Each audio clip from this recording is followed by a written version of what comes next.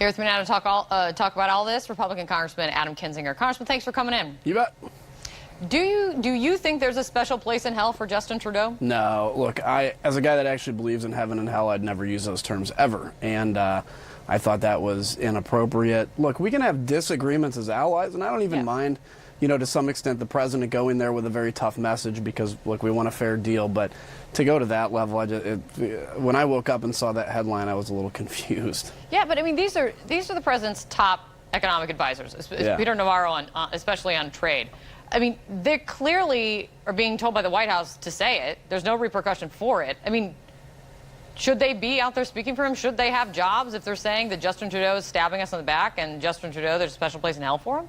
Yeah, again, I don't have a problem with his advisors saying things like we need a better deal, going on television and doing that. Of course again, not. Though, when you go to the level of saying special place in hell, it's for the president and the administration to decide who they want to speak for him. But I'll tell you what, if I was in that position, I wouldn't have anybody out there saying that. Look, the Canadians, Australians, British, Europeans, they fought with us in most of our recent wars. The Canadians are among our best friends. You look back to their involvement in World War I and II in Iraq and everywhere else, and their continued involvement in Afghanistan. I think we need to recognize that while we still fight for rights. But do you even understand what has so offended the president as he left the G7 summit? Not really, no. I mean, I don't know the kind of behind-the-scenes discussion. Maybe there was something that was said, and then President Trudeau said something different. I don't know.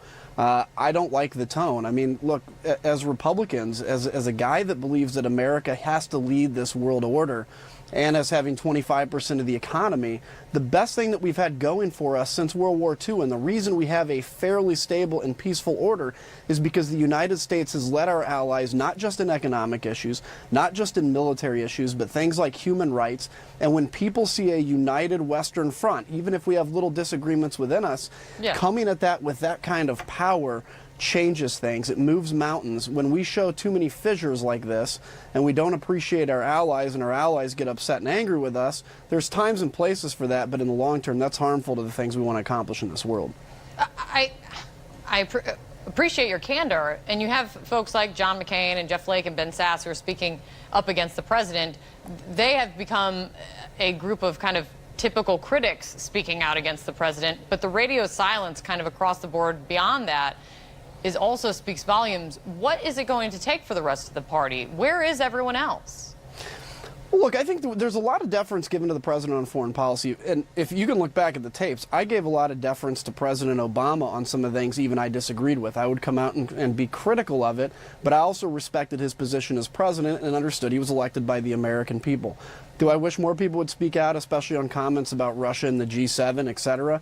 Yeah, but every congressman has to make a decision. Some of them don't like necessarily to engage in every issue on foreign policy.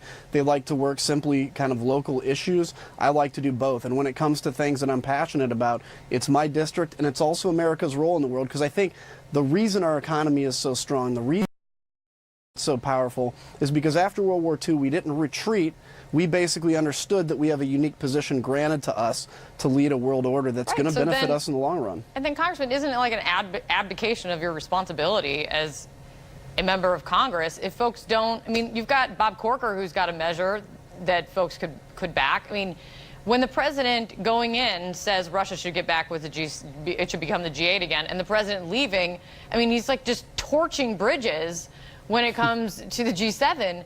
I mean, should Congress step up and act and try to preserve the relationships and stop the president from putting these tariffs in place for national security reasons? Yeah, I've thought that with, the president obviously has a right under national security to do it. I think there is a role for Congress to analyze this and figure out if this is the right way to go. And I know Corker had a bill. I didn't see it. Does your gut tell you that the national security interests of the nation should be used for applying tariffs to Canada right now? No, look, I don't want the tariffs to happen. I have an agricultural district. They'll be on the front line of this. But I think technically it is legal. Here's where I think the administration could do a better job explaining their position on this, which is, I don't think they're coming out and saying Canada's a threat. They're saying our lack of steel industry is a threat, and therefore on national security we want to build our steel industry. The reality, though, is you're not going to build a steel industry tomorrow. It takes long-term investment. Steel plants are long, they're big, they're expensive, and you're going to have people that say, I want to make a 50-year investment in steel, and I think it's pretty hard to think that there's going to be this steel capacity that's going to explode overnight. Real quick. quick on North Korea, because I remember you were on with me when the summit was canceled, and you said, stand by, it's going to happen, and so it now is happening.